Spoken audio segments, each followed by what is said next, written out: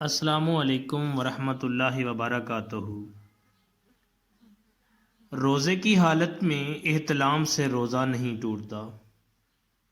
روزہ دار کو غسل کرتے وقت اس بات کا اہتمام کرنا چاہیے کہ پانی نہ تو حلق سے نیچے اترے، اس لیے کلی کرتے وقت غرغرہ نہ کیا جائے اور نہ ہی ناک میں زور سے پانی چڑھایا جائے۔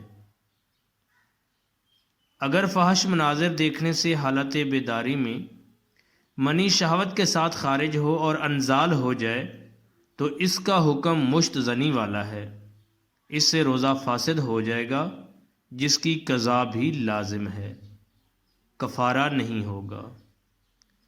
پیارے ناظرین، رمضان کے مسائل جاننے کے لیے ہمارے چینل کو سبسکرائب کر لیں تاکہ روزانہ کی بنیاد پر آپ کو رمضان کے مسائل ملتے رہیں۔